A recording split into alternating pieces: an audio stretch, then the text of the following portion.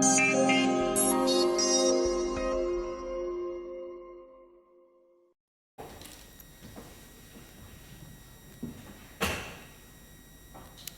evening, everyone. Thank you for coming. Thank you for being here. Thank you for responding to our invitation, both on site and online.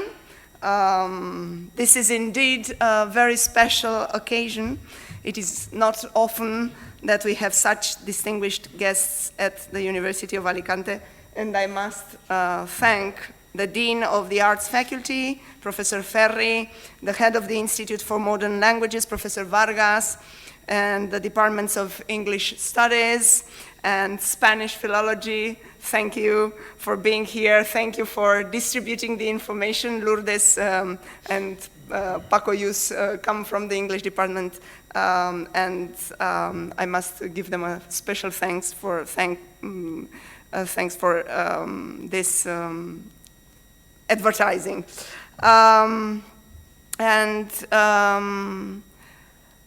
Thank you for helping me with this unique event, which is the lecture by Professor Cristian Moraru. And special thanks also to our head of this venue of the university, Professor Olcina, and to his team for hosting this lecture. Cristian Moraru is one of those scholars who do not need an introduction, even for people from outside his research lines, because his knowledge goes beyond his area of specialization. As we all know, the communicating vessels principle becomes more active at the top of the pyramid.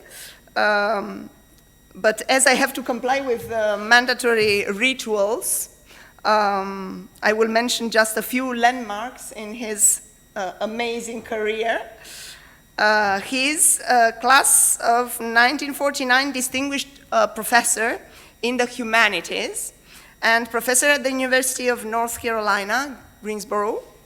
For those of us who are not familiar with this kind of distinctions, I would say that he has made a vow with teaching undergraduate courses, actively engaging in research and scholarly activity, and serving as a mentor and role model to students and colleagues.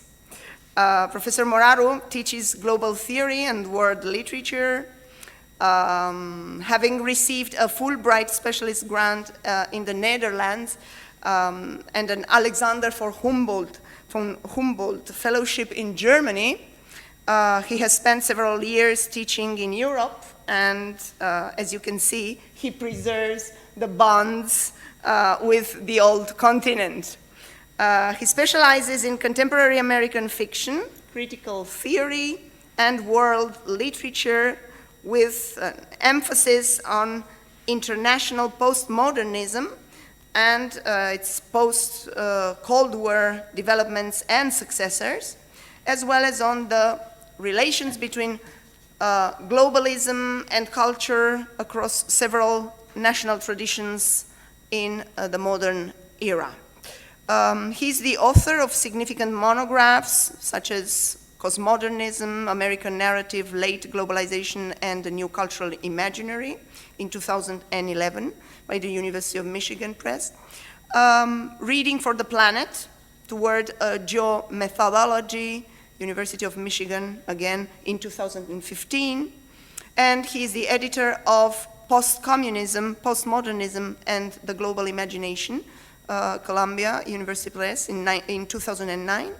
And he's a co-editor of The Planetary Turn, Relationality and Geoaesthetics in the 21st Century, Romanian Literature as World Literature, which I had the pleasure to review some years ago, Francophone Literature as World Literature, 2020, Bloomsbury, Theory in the Post-Era, Vocabulary for the 21st Century Conceptual Commons.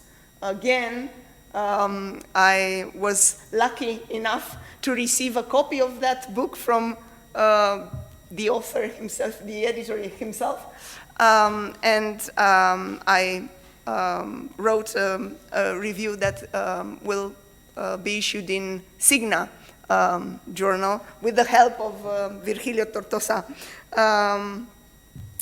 in January 2023.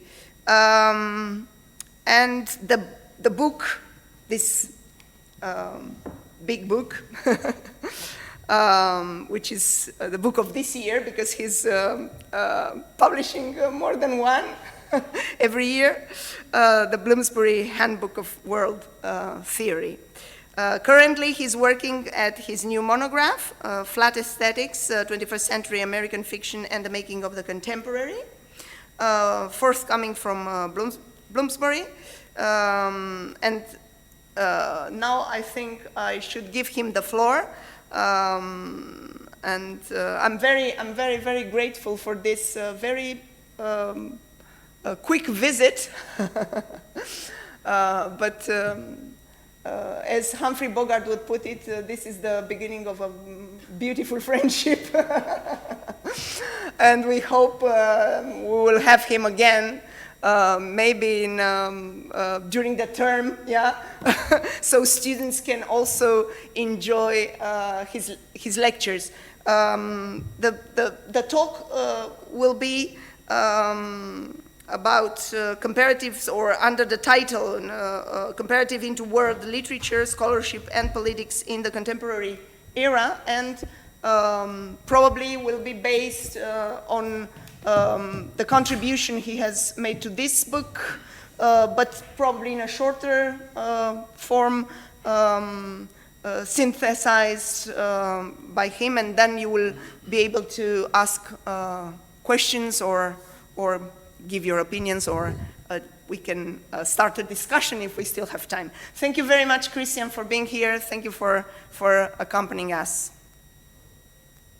All right, thank you so much for the wonderful and generous presentation, Vice Provost Iliescu Georgiou. And can you guys hear me? Can you hear me all right?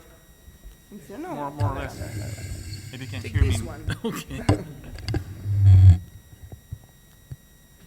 Okay, well, I just thank Vice Provost for the generous introduction, and she mentioned the friendship that you know we have going here between my university and yours. It's not the first time that I'm here. I think I visited Lourdes maybe. I'm thinking 10 years ago. You just said 15. Gosh, I just don't. Yeah. Time is just flying by. So anyway, this is the second chapter in this narrative of friendship. 15 years ago, I gave one or maybe two talks, right, in your class. It was just great. I had a chance to visit your campus as well, and go to El Corte Inglés, and I did that again today. I'm also on a mission from my wife to go there. I had my list. I checked off everything, so I'm ready to talk to you now. I will speak for about 35 minutes. I timed myself, but I think I'll speak more slowly so you can actually hear and understand what I have to say here. I'm going to provide a sort of synopsis of my essay, the essay that's included in that monster of a book that you see over there. Almost killed me. If not the pandemic, because I edited during these months. And the essay in that book is about comparative literature, and more generally about the kind of transformation that literary studies, generally speaking, but also humanities as a whole, are going through in the 21st century. And we call that process that's noticeable across disciplines, worlding, right? From world, okay? Kind of stealing the term from Martin Heidegger and kind of playing with that term, and I'll try to explain what we do with that. So, without further ado, I'd like to share with you some of my thoughts about the process. By the way, I should just give you the title, the official title of my talk, Comparative Literature into World Literature, Scholarship and Politics in the Contemporary Era. So like I was saying, I'd like to share with you some of my thoughts about the process some of us have been calling worlding, and about how this process has transformed comparative literature and literary studies generally in the contemporary era. Did you have any trouble with this sentence? Could you hear me all right? Do you want me to go more slowly? I think if you get this on the streaming, they have to hear you too. So Okay. Okay. Try now. Okay. Can you hear me now? Oh, this is better. Much. Okay. All right. Let me start over there. Okay. So, like I was saying, okay, I'm going to share with you some of my thoughts about the process some of us have been calling worlding, and about how this process has transformed comparative literature and literary studies generally in the contemporary era. How is it now? Okay, all right. I define the contemporary loosely as the post-Cold War interval, and more rigorously as the years passed since the dawn of the new millennium. Okay, where are you? Hold on a second here. Granted, Russia's Nazi-style invasion of Ukraine is just another reminder that the Kremlin thugs are carrying on the Soviet legacy. Nonetheless, the Cold War has been over for some time now.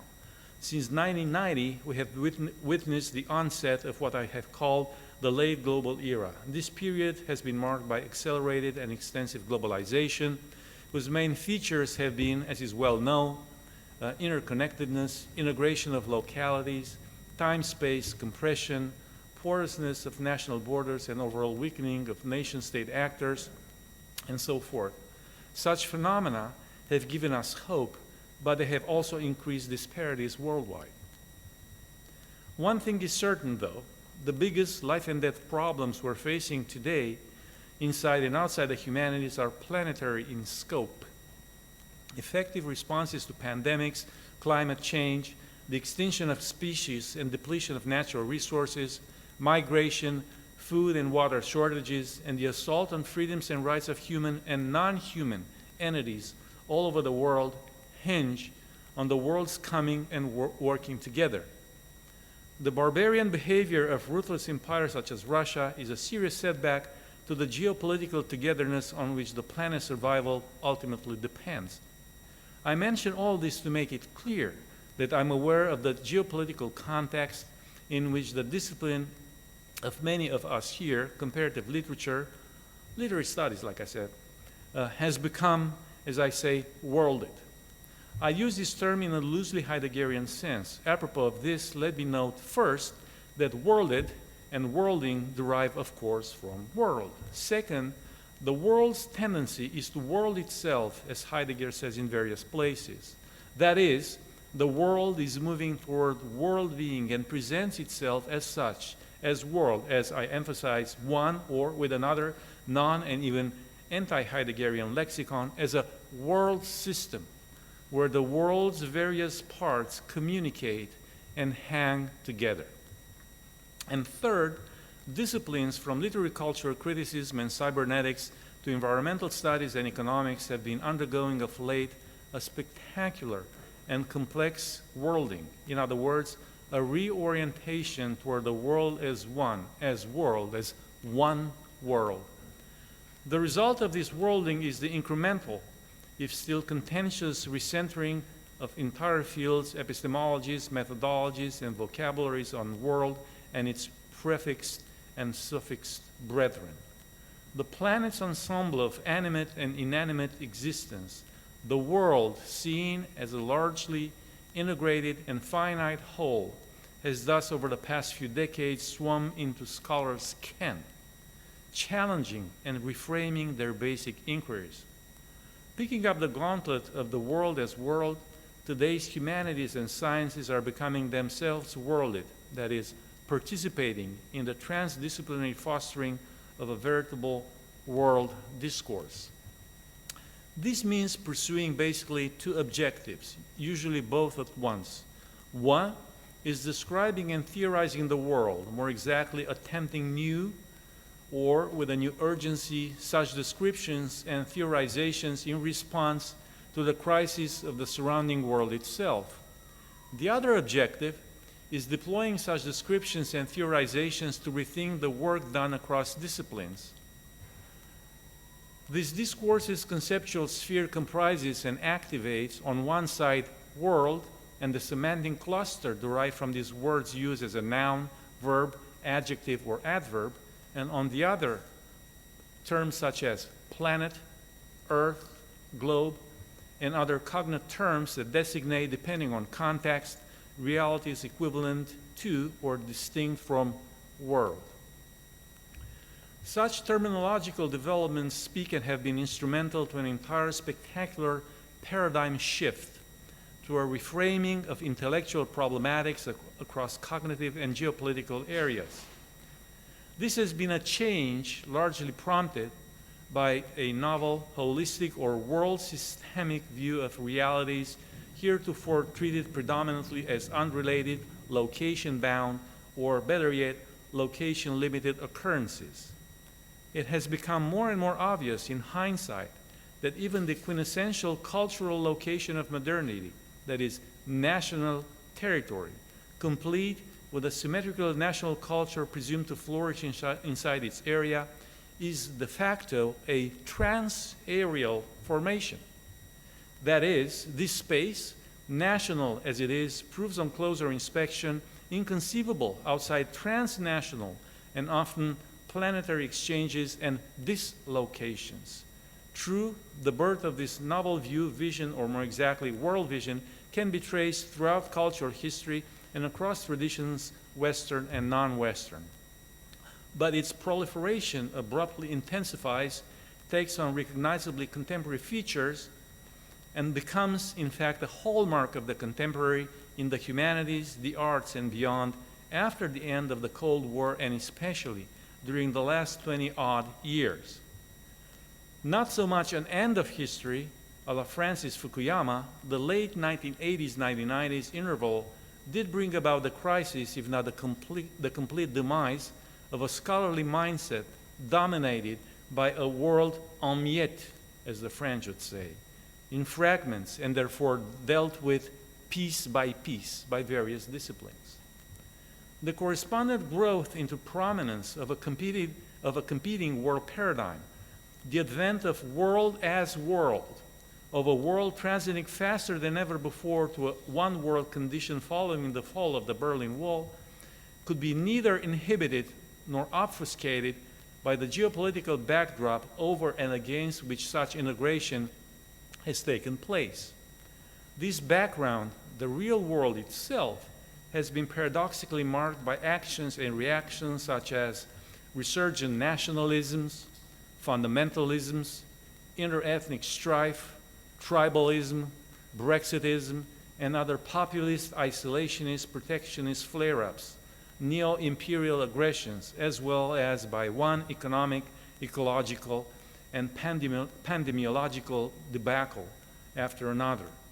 These do go to show that the focus on integration and on the multifaceted move toward oneness, toward planetary interconnectedness, should not be construed as turning a blind eye to the resilient asymmetries and inequalities between North and South, rich and poor, men and women, queer and straight, inhuman and human, sentient and non-sentient, and so forth.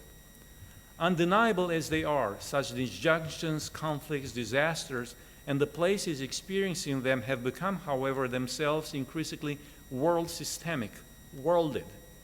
What this means is that they find it ever more difficult to opt out of the circuitries and transits of the world as system.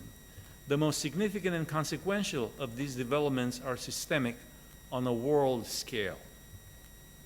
In other words, our greatest nightmare, such as this pandemic, right, also occurs on at the level of the world, right? Is a kind of world phenomenon, right? It happens worldwide, okay? Worlding, the process I'm referring to, has been steadily overhauling our particular corner of the humanities, the comparative study of literature, as it has others since the early 1990s. What is more, not only did the worlding of comparative literature get underway after the Berlin Wall's fall, itself the worlding event of the last decades, but this latest metamorphosis of comparativism is highly characteristic of the post-Cold War era, especially of the new millennium.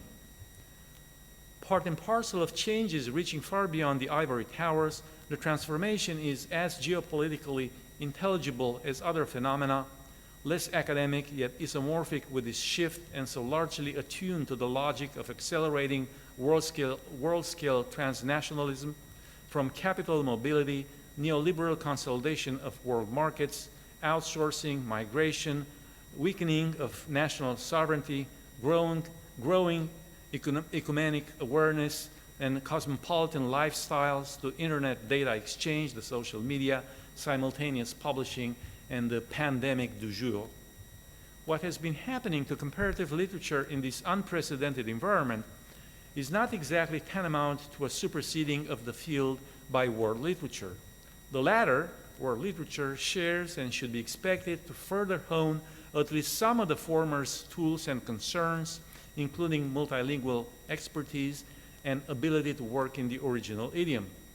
But on the whole, the worlding of comparative literature can be seen as yielding or bringing back and updating in response to cultural, economic, and cognitive pressures by the historically unmatched global mutations of the Cold War's aftermath, an older world literature model of understanding literature. On one side of modernity, the roots of this model push all the way back into the dawn of rhetoric, biblical studies, philology, and later on into the infancy of comparative literature, to which, nota bene, early mid-1800s visionary glosses by Goethe on Weltliteratur have been indisputably foundational. Goethe's observations were followed by a no less celebrated paragraph in Marx and Engels' 1848 Communist Manifesto.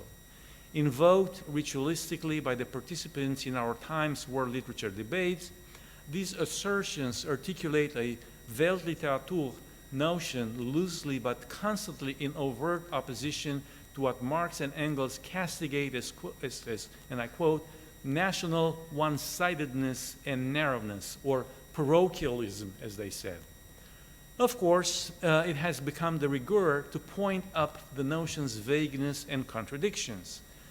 But if it has been front and center to world literature's comeback, that is due to a conceptual core not only sufficiently recognizable by us today, but also speaking to our post-1989 world condition.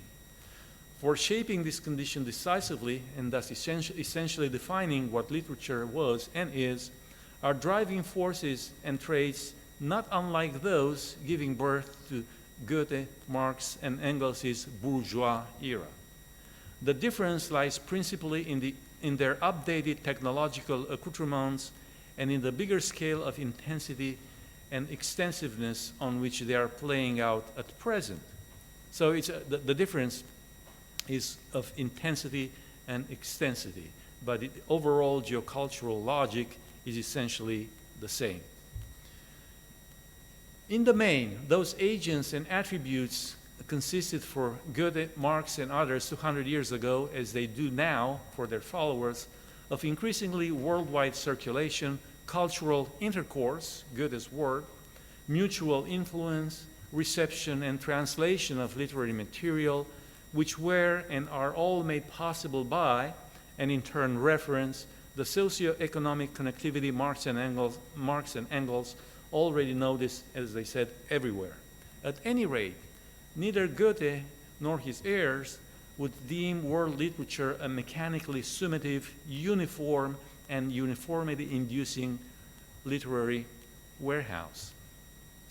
On the side of modernity closer to us, world literature has been cross-fertilized and often challenged by new developments in the literary humanities and social sciences. On this account, too, the world literature idea by and large predates the worlding of comparative literature, But what I designate by world literature is post-Cold War world literature, or contemporary stage of the time-honored discipline, not its birth, but its rebirth in a specific and specifically redefining geohistorical context.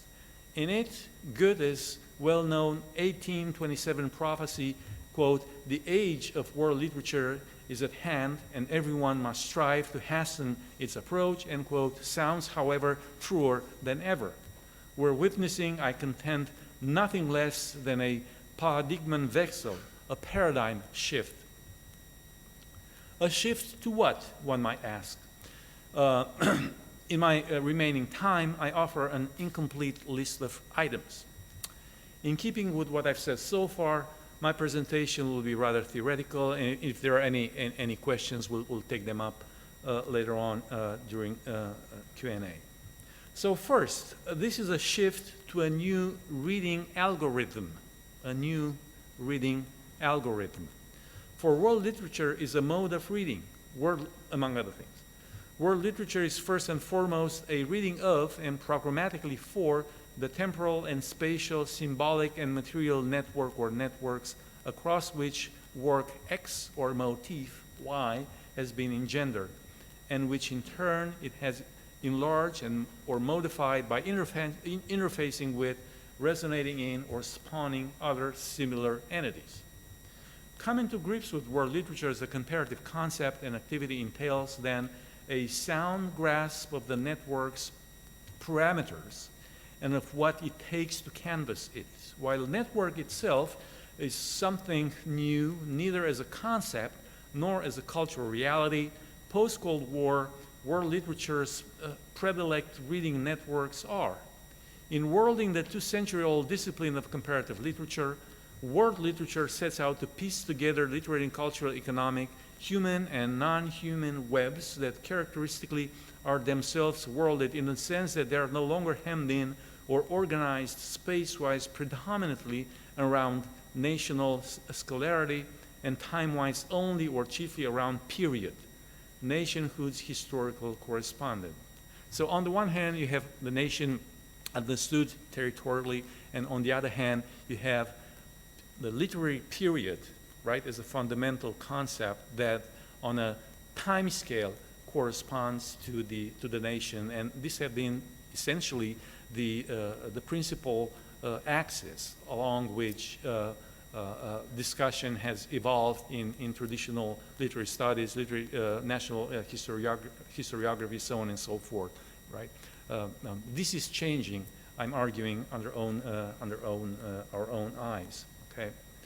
Deep time, okay? Deep time and deep space interpretations of American classics like Henry David Thoreau by Y.J. Dimock in Y.J. Dimock's criticism, environmental criticism by Ursula K. Heise, and Alexander Beecroft's explorations of literary macrosystems have rescaled their investigation. So again and again, this is an issue of scale, right? What is the scale unit that we're using in analysis, okay? This is a very important issue. They did not mean to do away with the national or the local, but to refocus them sub- and transnationally, enriching them, in fact, as concepts and realities by remapping the site-specific, the idiomatic, the national, and their literary allegories as intersections, shades, and encodings of geocultural actors, units, and systems, both smaller and bigger than those circumscribed by national territory. I know there's a geography specialist in here, right? And I think what I'm saying, I think is relevant to geography as a field as well, because for a long period of time, nations, right, have been defined primarily in geographical terms. That is, taking as a main criterion, the national territory. Okay.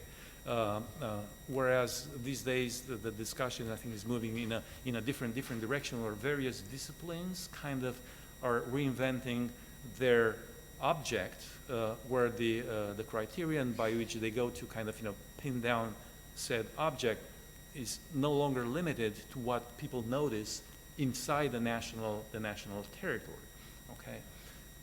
On this account, it's not hard to see why neo-cosmopolitan studies, global studies, Immanuel Wallerstein's world systems theory, Manuel Castell's world network society, and systems and network theories in general have been particularly seminal to world literature.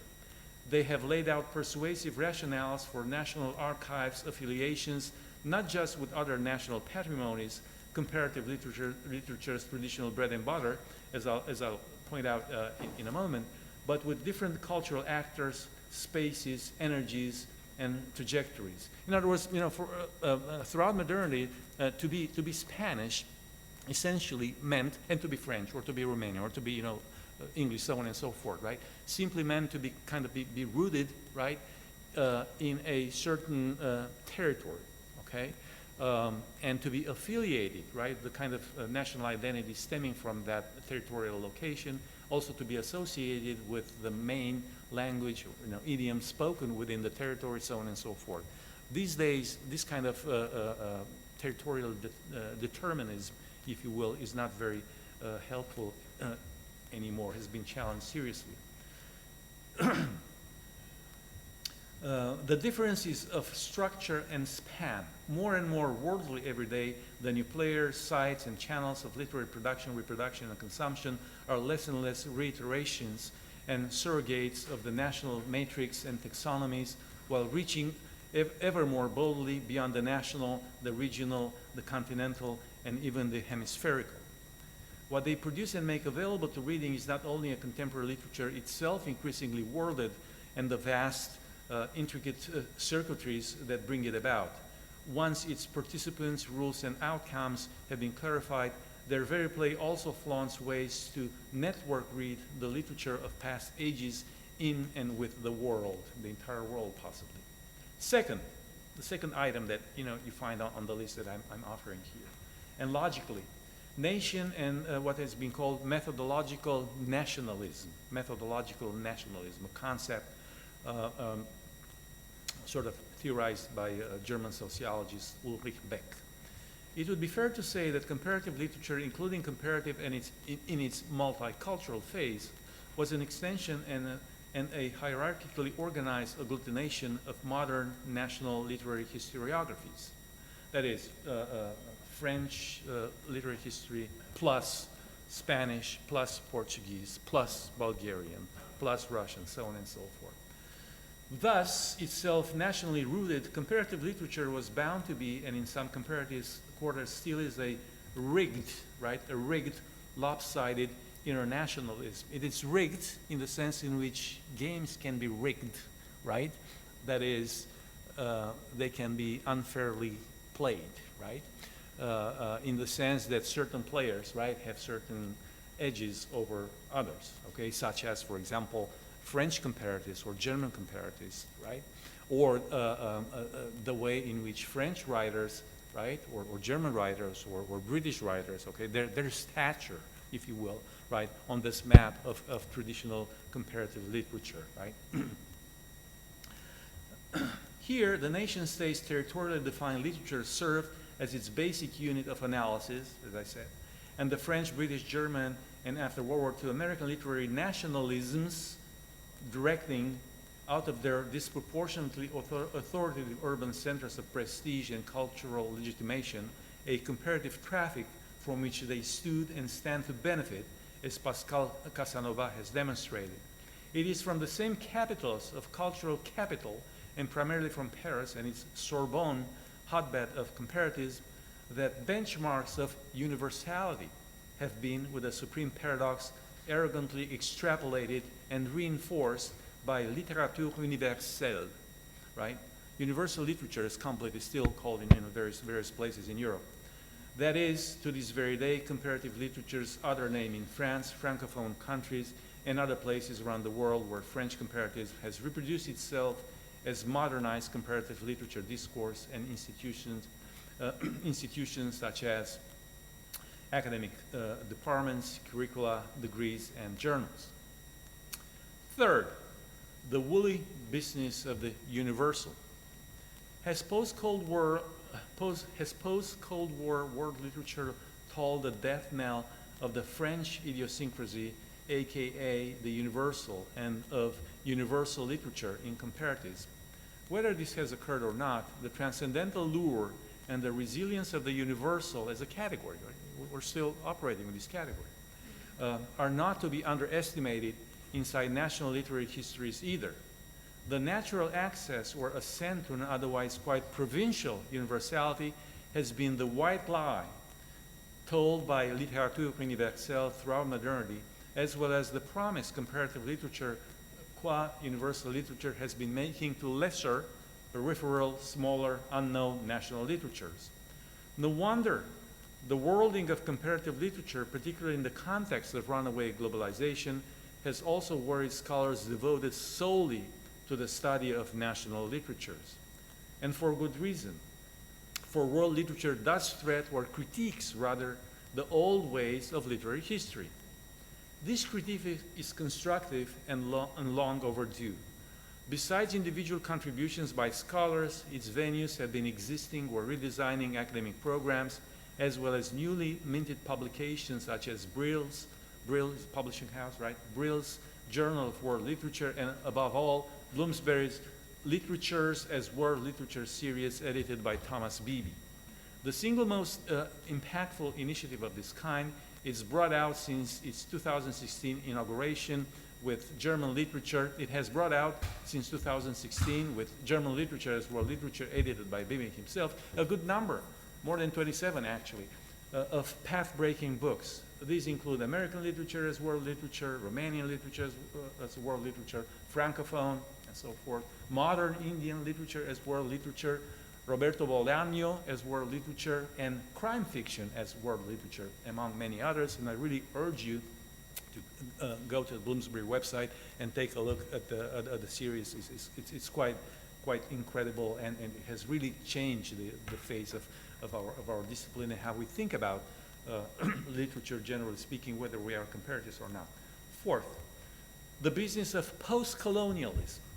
The titles I mentioned are relevant in and of themselves. What they tell us is that the worlding of foci, methodologies, and vocabularies is making inroads beyond comparative and national literature scholarship into adjacent literary research areas traditionally cohering around nationhood and whose Herderian Hegelian brief has been the production of narratives of national identities coming into its own through an organic evolution of a country's arts. Alongside a sizable amount of volumes and articles published elsewhere, the Bloomsbury books on Francophone, Indian, Brazilian, African, and other literatures indicate that such a zone is post-colonial analysis. In fact, in few places is today's tectonics of disciplinary realignments more ostensible and more passionately disputed than along the border between post-colonial studies and world literature. So there's some conflicts, right, between these two disciplines. Well-established and still informing plenty of job descriptions, academic job descriptions, right? The various schools, universities, they hire, right, in both. We just did. We had an area of specializations called post-colonial studies, right, and we changed it to post-colonial and world literature, right, suggesting how this field of the humanities is also going in that direction. And I'll say a couple of words about the differences and the overlaps. Well, so well-established and still informing plenty of job descriptions. The former, that is post-colonial, remains indebted to the nationalist model of culture and consequently applies a largely mono-relational reading informed by antinomies such as metropolis, colony, empire, imperial nation, master-slave, hegemony, resistance, center, periphery, and so forth.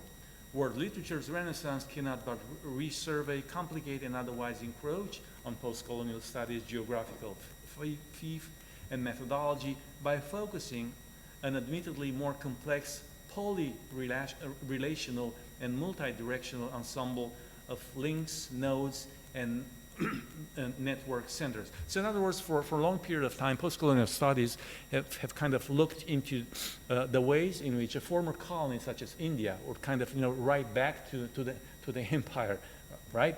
So the relation there would be a kind of two-way street, but with the former British metropolis.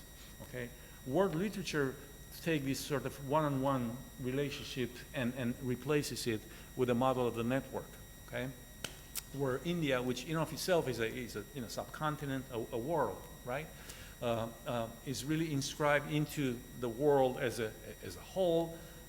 Scholars are more and more interested in how various Indian diasporas, whether in North America or in Africa, right, or in France, if you will, right, how they interact with various locations where they're situated, as well as with India itself. So we are with this mode of understanding the world, we're inside a different kind of conceptual paradigm, if you think about it, right? The way we conceptualize space in our thinking says a lot about the kind of methodology, right, we are employing. Okay.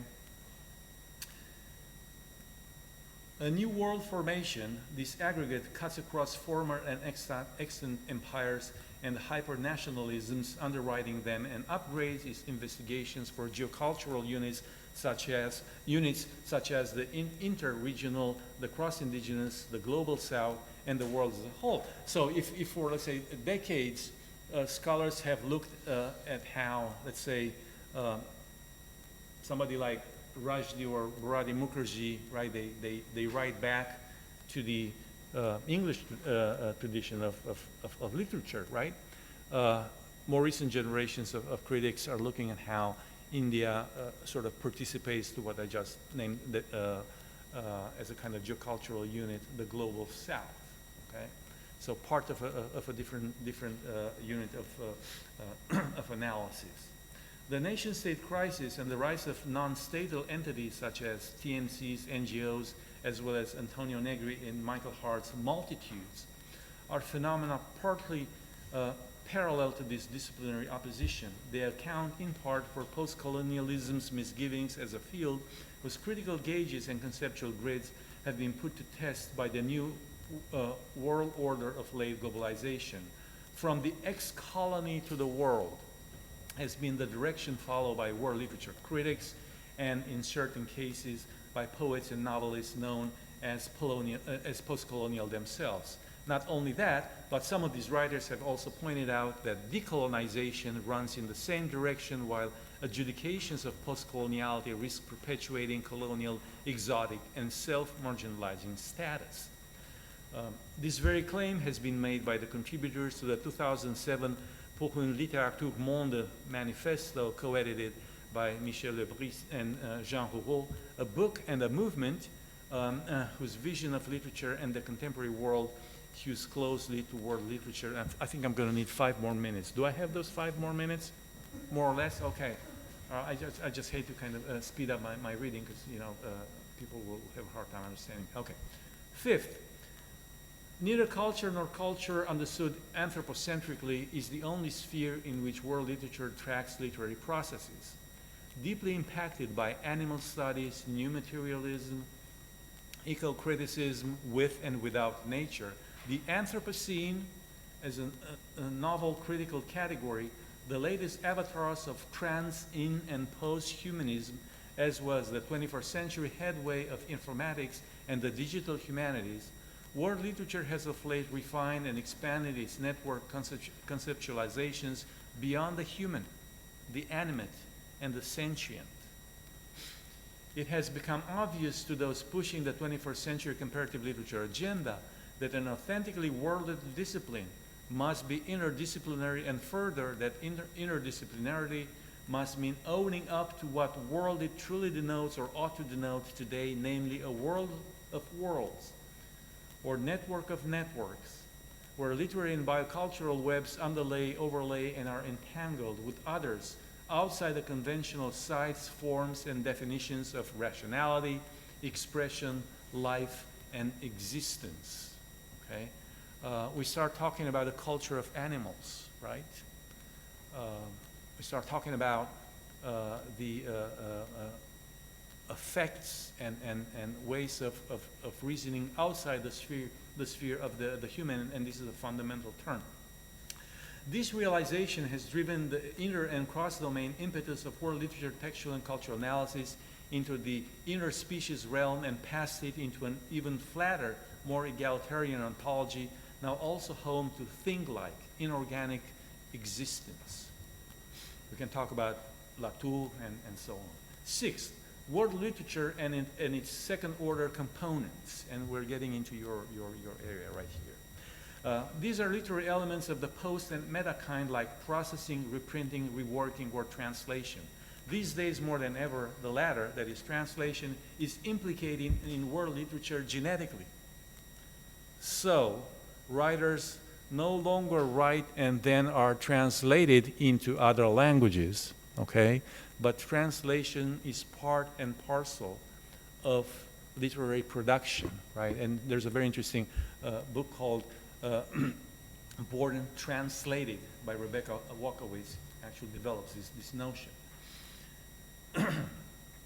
So, translation is implicated in world literature genetically before it becomes subject to transmission, selection, recycling, marketing, audience response, and other sociological protocols. A dazzling array of second-order scenarios ranging from instantaneous, multi-locational release, simultaneous, actual, or simulated translations, reviewing and other types of publication-related commentary and promotion, to more sophisticated perusal, writing, and rewriting of academic and literary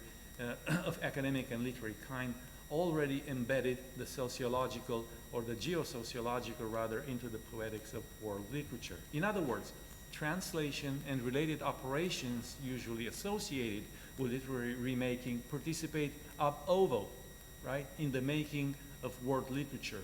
They are a matter of poesis or origination. Okay? This means that translation is more than about what an original work gains or loses in its ulterior translation, and more about how rendition of originals into the foreign languages enriches, or as Emily Apter has contended, impoverishes and levels out the world's literary landscape. The point is not so much what happens to literature once it has been produced and subsequently reproduced in another idiom through translation, or whether it is translatable or untranslatable. Incidentally, it is both.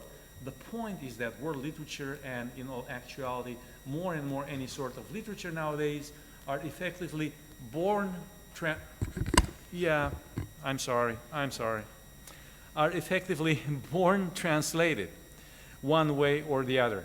So are arguably many authors themselves, who write in tongues of adoption or in more than one language, who reside permanently or not in adoptive countries, and who have multiple associations, affiliations, and loyalties, not only linguistically, but also culturally, politically, religiously, and even ethno-racially. The point is that translation and other categories of reproduction do not come after, but during production. They are crucial, originating procedures. So, the seventh point I want to make here has to do with originality itself. The broader and more significant point still then, apropos of the origination of world literature originals, a point ever more pertinent to all literature after postmodernism, and especially after its more worlded post-Cold War transmogrifications, concerns the very practice and understanding of originality. So in other words, what does originality mean these days? It has to do then with what makes a work original and ultimately valuable in our world, namely, not putatively static, cloistered origins, trees bearing new fruit, as noted earlier, inside their fenced-in national arboretums, but the and trans-territorial ramifications and cross-fertilization, the spectacle of textual materials vagrancy, multiplication, alteration, and transformation. With world literature, originality, creation, and significance have not been decoupled from place and location. Instead, what this entire genetic motility suggests, and what it practically accomplishes, is a way of connecting all these sites and of setting them in motion. It is this motion itself that engenders the work, and by the same movement, quite literally, redefines originality as derivation and drift that close the gap between original and copy, central origin and imitative periphery, call and response, self and other, worlded and yet unworlded. More than anything else, world literature is about grasping the evolving cultural ontology of these gaps. In plain English, about how distances that keep apart morph into distances that draw closer, correlate, and world the world's writings by inscribing them into expansive circuits and cycles of creation and recreation. And last, 8, form. On the formal side of world literature inquiries, however, things look more interesting.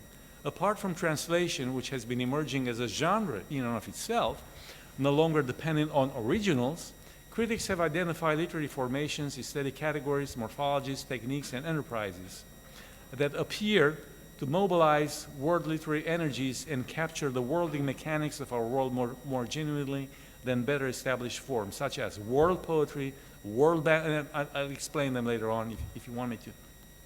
World poetry, world bank literature, world system literature, littérature mondiale, comparison literature, transcultural narrative, the planetary poem, whatever that means, but I can tell what that means.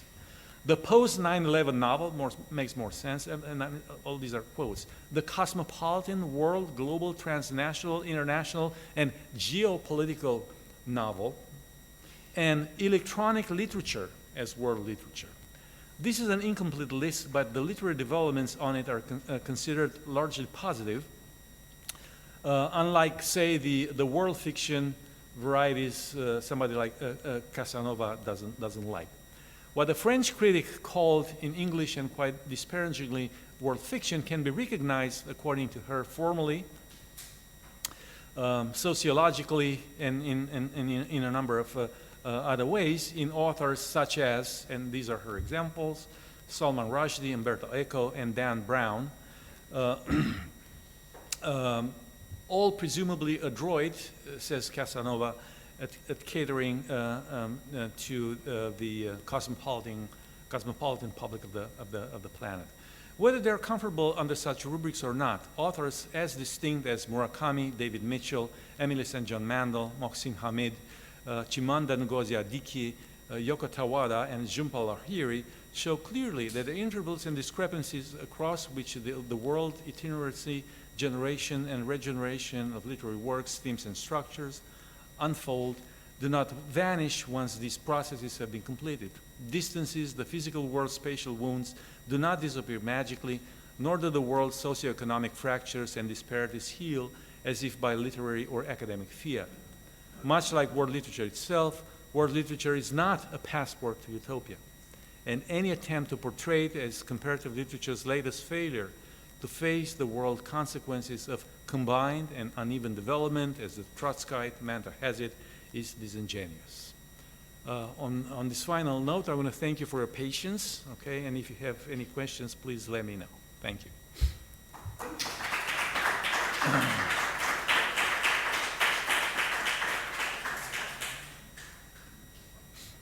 Questions?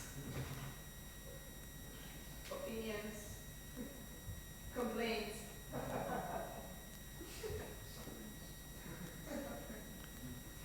Well, you've suffered through, what, let's say 40 minutes, maybe less? I don't know. Okay, all right. You've had worse, I'm sure.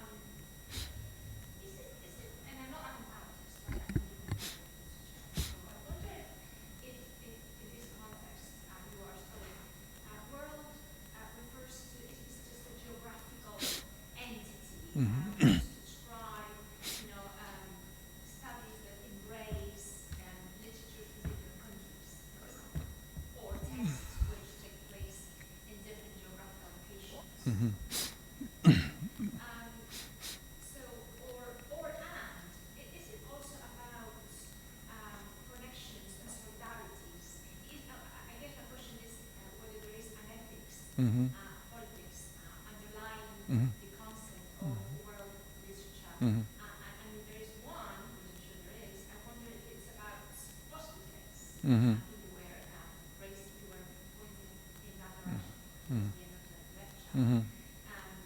So is it about connections that create solidarities and strengths in alliances? In which case, it seems to me like a utopian side to this idea of the world as, as a macro entity, right? And that leads me to the work of an English writer, which I'm curious about whether you know his work or not, H.G. Wells, Mm-hmm. whose thinking was very cosmopolitan, and he actually was, a prophet, Right. a visionary, and he thought that the only way for the world to get fixed, the only way for wars to end, was to just unite. He actually lived in a world federation of nations. He developed a whole political thinking about this idea of, a world union. But he was very utopian, right, in his ideas. And perhaps nowadays, this idea of the world has more to do with dystopian things as pandemics, Right. pandemias, right? So, well, I wonder if I make myself understood or if it's just Yeah. obvious. It's Right. not politics, any political opinions Right. around this notion of world, or is it just, a geographical sort of descriptor? I suppose both, right? I just want to know your opinion, the way you understand the term. I could give you my short answer and my long answer. Okay, I'll just give you my short answer. That's going to be more food for thought. Okay.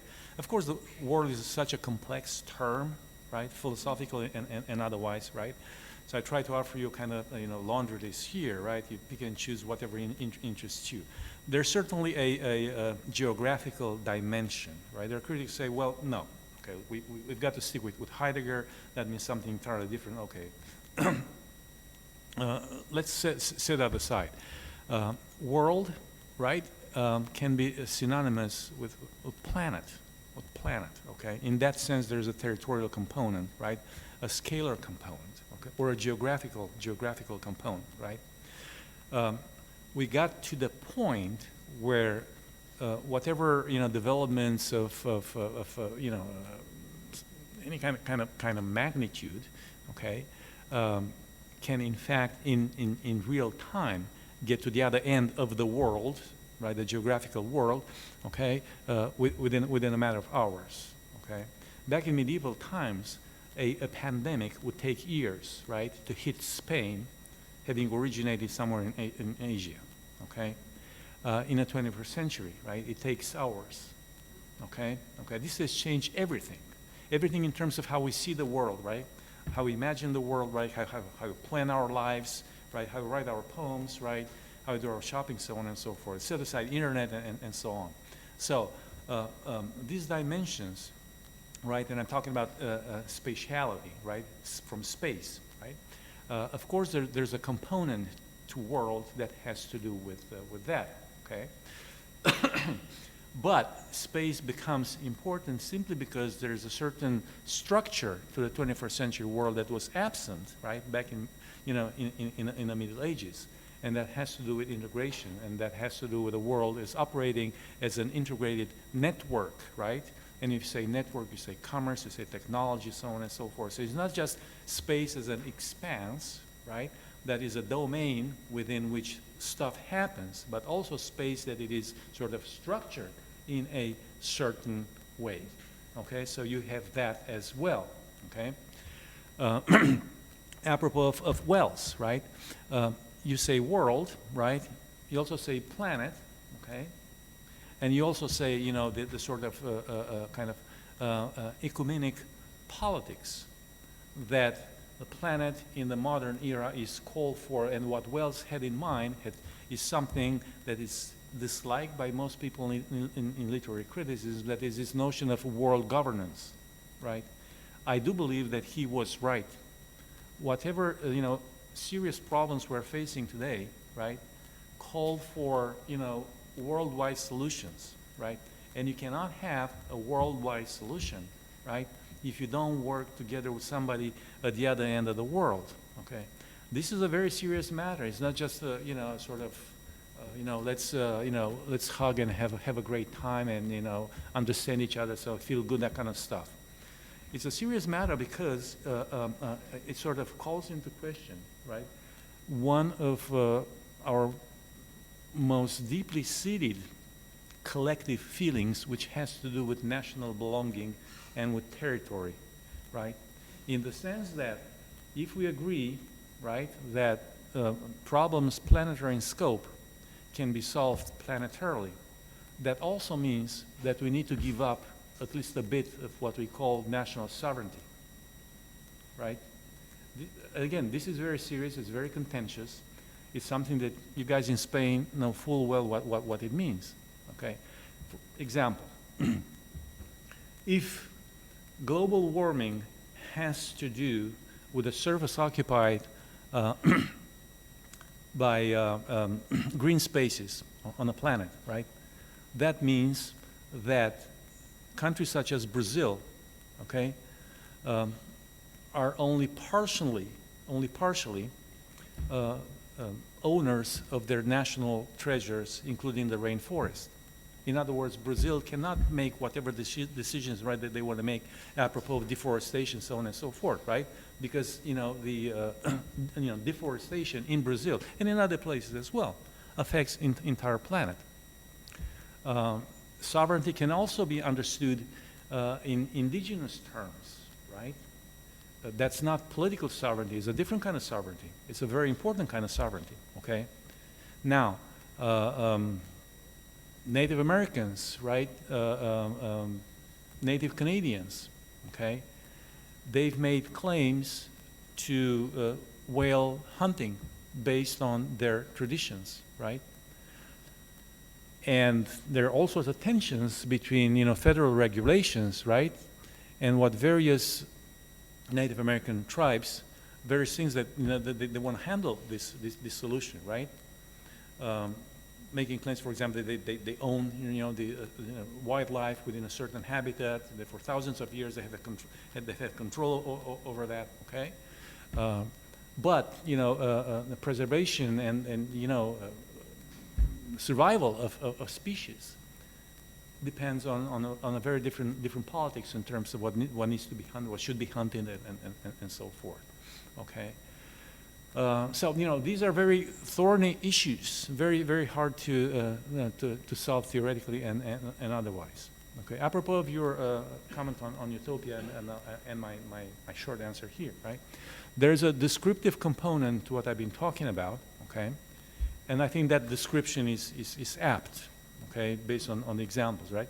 But there's also a sort of normative or aspirational, right, dimension of this world concept, okay? And this is where ethics kind of, you know, comes into play, okay?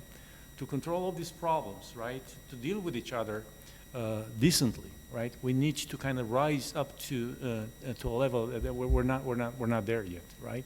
So that kind of world model still needs to be built, right? We still need the instruments we need to create, so all of us kind of buy into that notion of a world. When you have state actors such as, you know, China, right, or Russia, right? China is building artificial islands, right, in the South China Sea, so they can have military bases on those. You know, these are imperial expansions, clearly at odds with the 21st century, and certainly clearly at odds with this notion of world that, you know, I'm describing in that book, and I'm trying to kind of think toward, take steps toward what recognizes that it's not the actual world we live in, politically, geopolitically. So it was not my short answer, it was my kind of long way. But the questions were complex.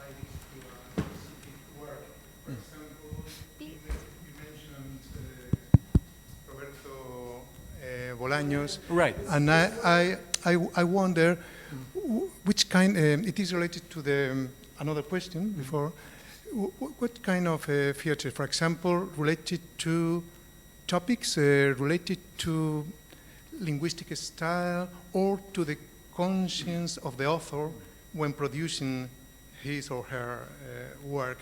Interesting idea what you said about a new model of producing literature, being conscious of not being writing in a single language, but thinking in the worldwide diffusion of the work. Very interesting, because this is a new paradigm. The opposite of what we have studied always is the feeling of the language, the own language. And we always say that translating literature is impossible in a very proper way. So what kind of features? Thanks. Well, translation is impossible, and nonetheless, we need to do it, okay? Possible and impossible at the same time. It's kind of ideal, right? We're moving toward. It's like the desert mirage, Fata Morgana, right? You've got to go in that direction, right? You may never get there, okay?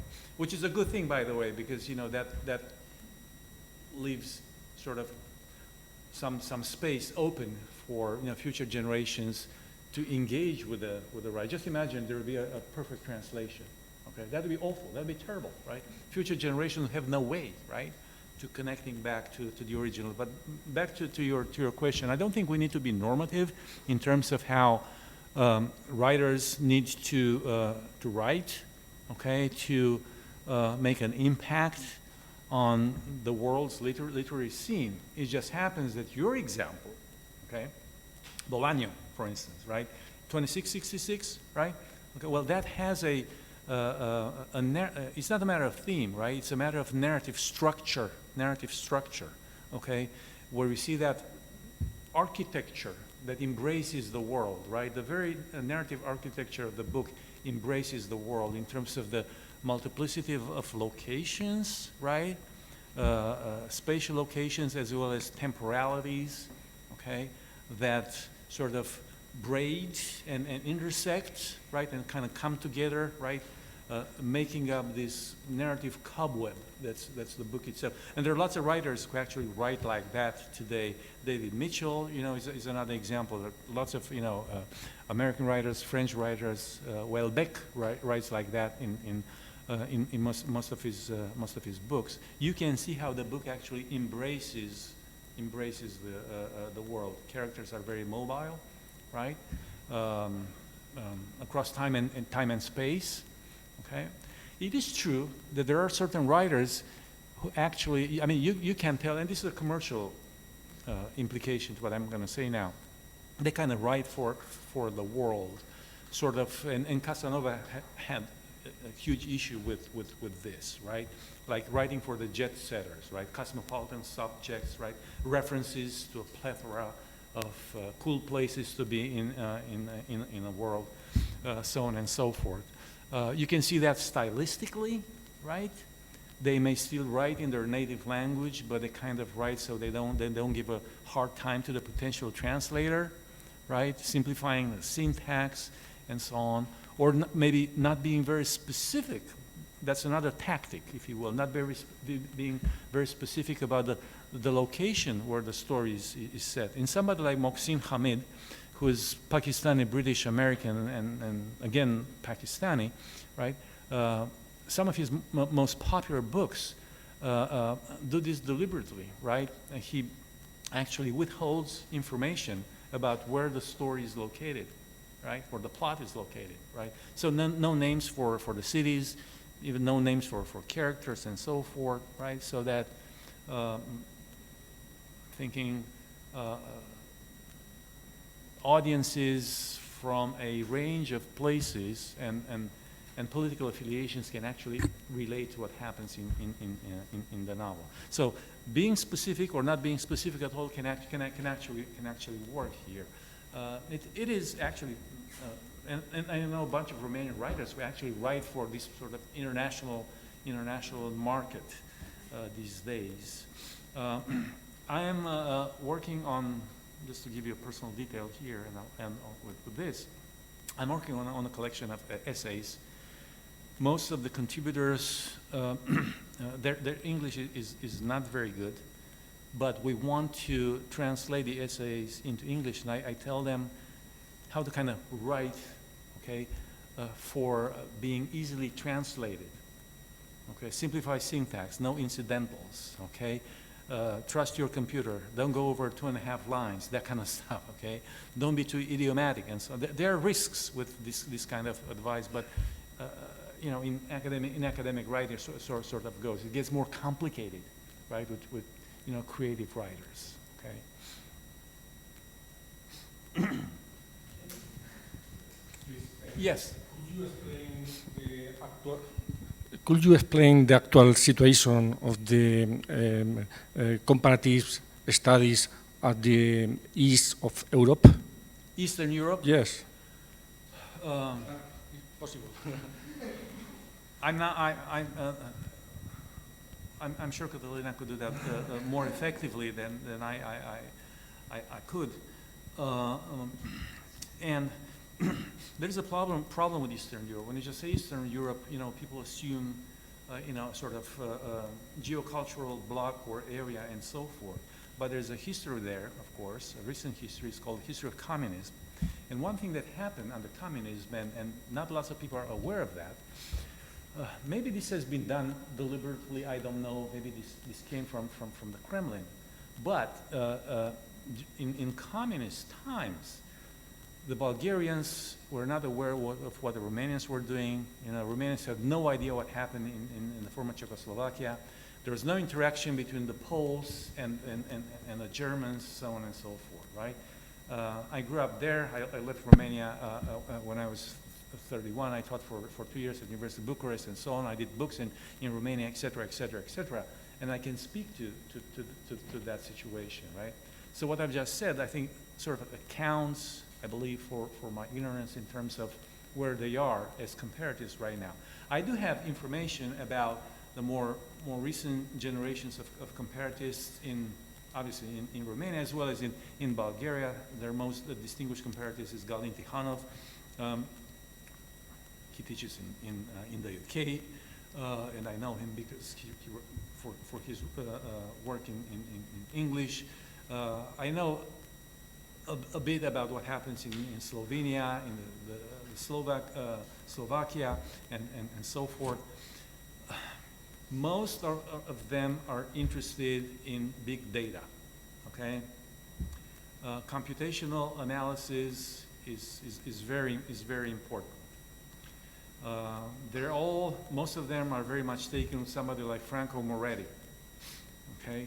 And they're very interested in Immanuel Wallerstein's work because it kind of explains them,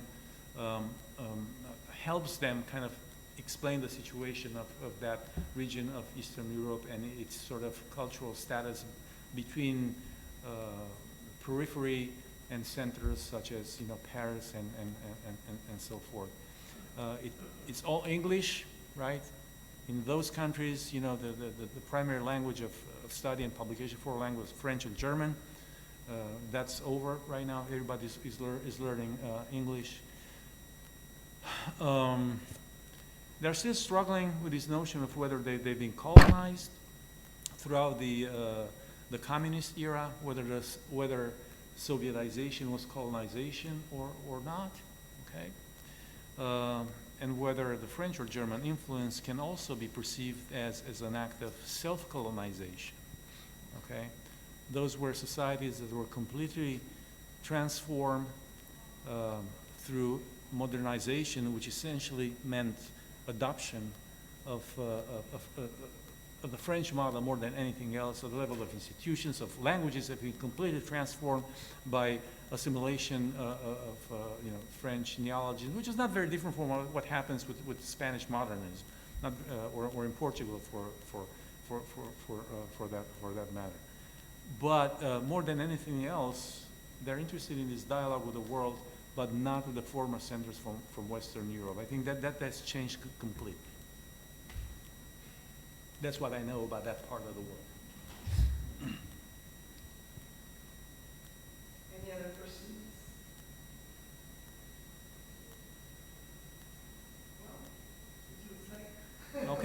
right, well, thank you so much for Thank you very much. hanging in there, okay, and putting up with me. Thank you very much. Thank you, appreciate it.